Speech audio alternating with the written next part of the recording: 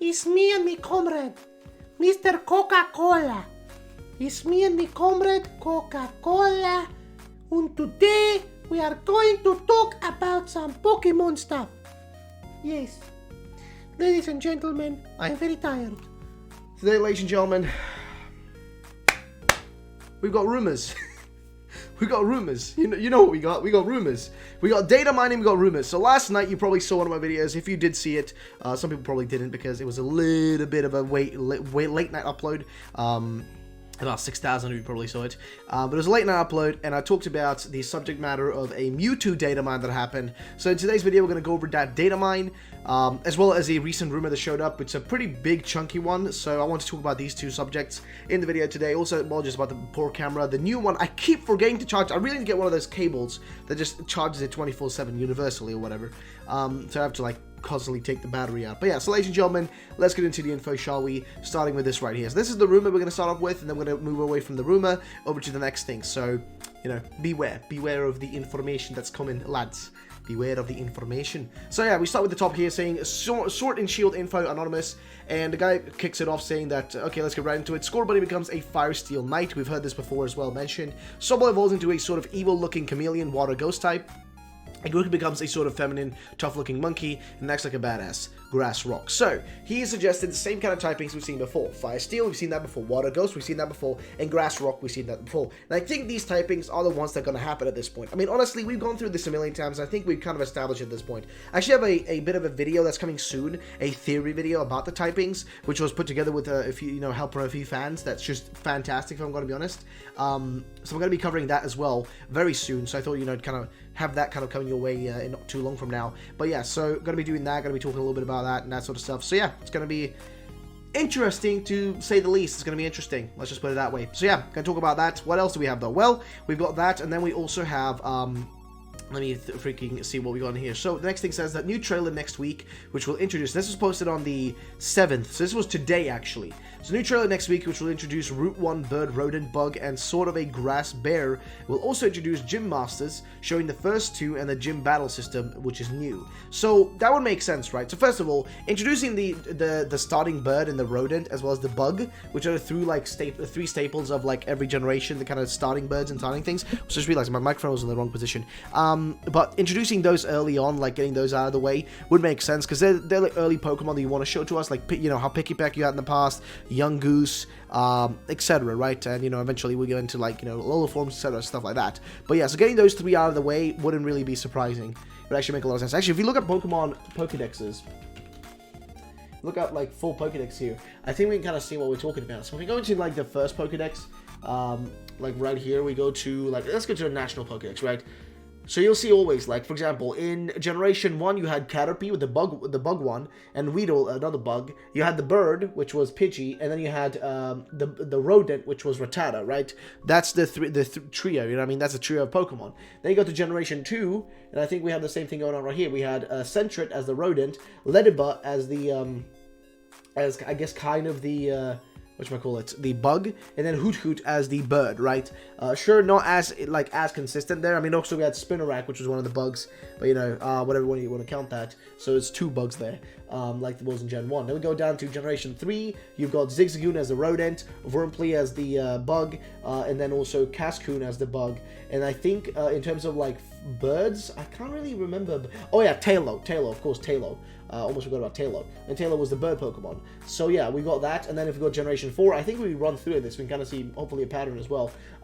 In Generation 4, of course, you'll remember Starly and Bidoof being the rodent, and then Kricketot being the grass type, right? Or sorry, the bug type, the bug. So you had that. And then Generation 5, you had Patrat, which was the rodent. You had, let's see, actually, this is probably one of the different ones. No, Pidgeot was the bird, and I can't really see a bug though. That's the only one I can't see here. Seawaddle, I think might have been the early bug.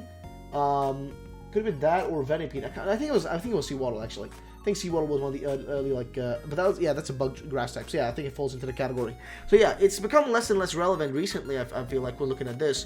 But then you had Generation 6, though, which does it again, kind of, where you have Fletchling as or you got Bunnelby as kind of a rodent of some sort. I guess you can count it as a rodent because it's a normal type. Fletchling is the the flying type, or the bird. And of course you got Scatterbug as the kind of grass bug, bug-esque type, or bug type, I guess, rather, because it's literally bug.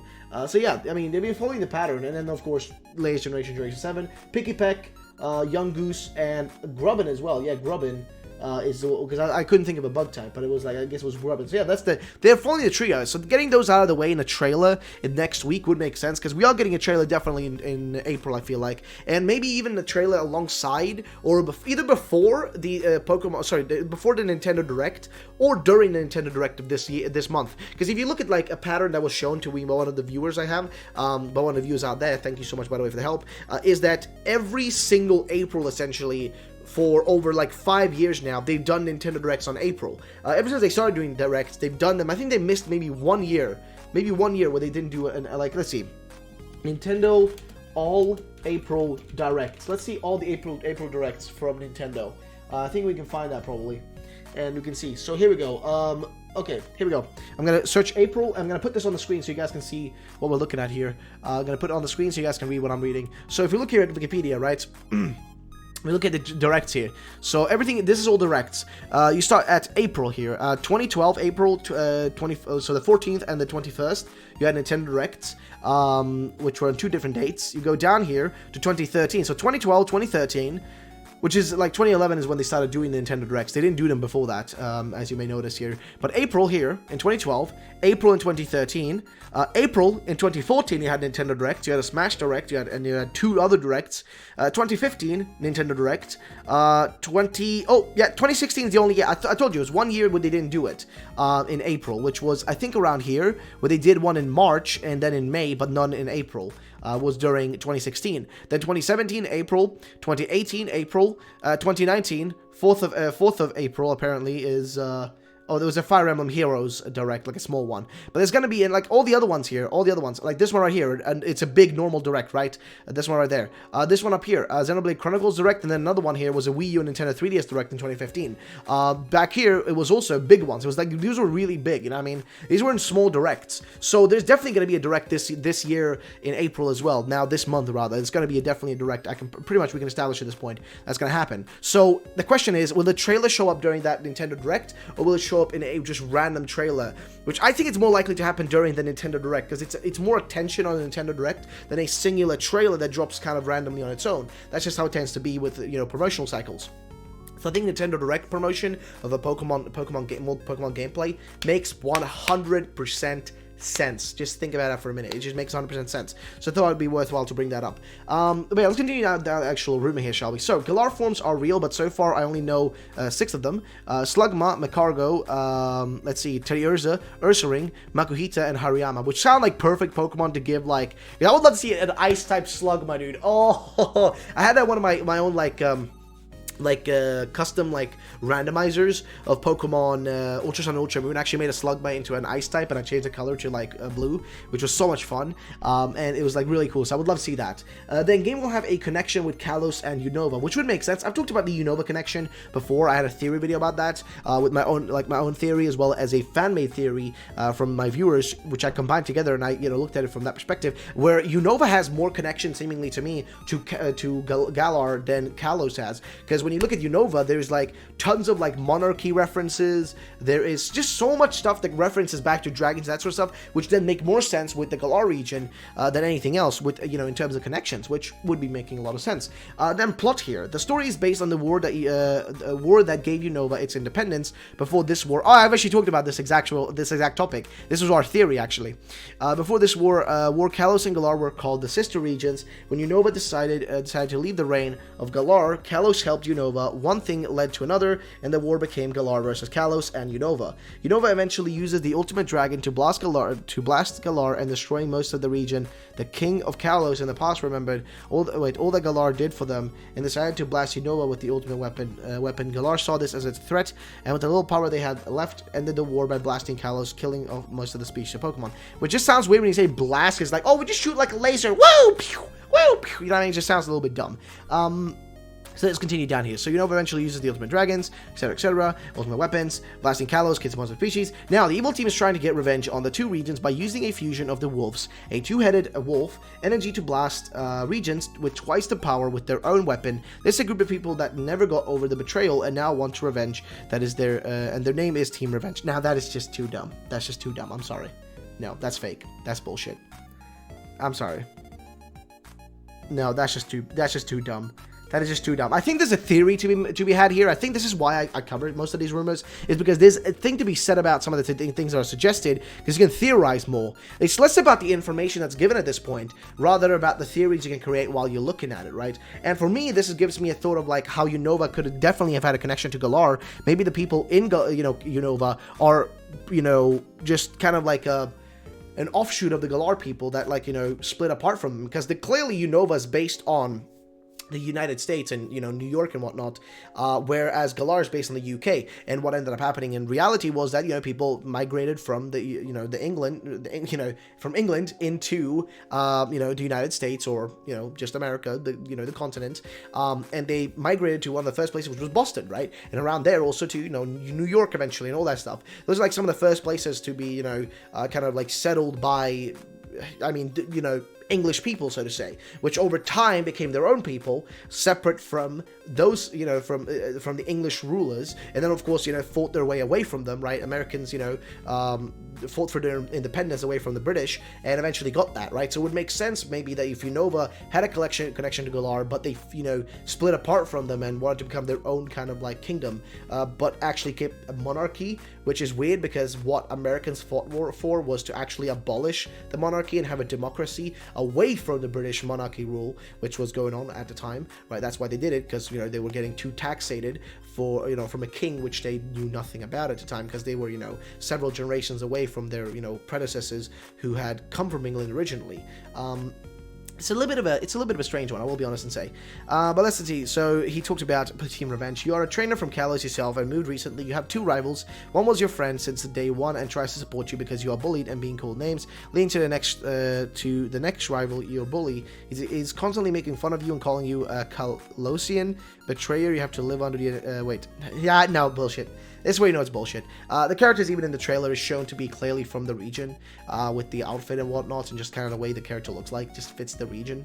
And I don't think Game Freak would want to include bullying in their games. Like, they've done that in the past, but they've literally moved away from that. As much as I like a evil character that's like, our rival that's really rude, and I can fight against that and, like, eventually, like, beat out that rival and, show that, like, your way, the right way is the way to go. As much as I prefer, like that, they're not doing that anymore, and they're not going to keep doing that anymore, and especially now, like, including bullying like that in there, and letting a character pass by like that just isn't gonna fly with the today's just kind of general feeling with people. People are just a little bit too, you know what I mean, like they're a little bit like that, so you can't really mess around with that sort of stuff anymore. It's a little bit impossible.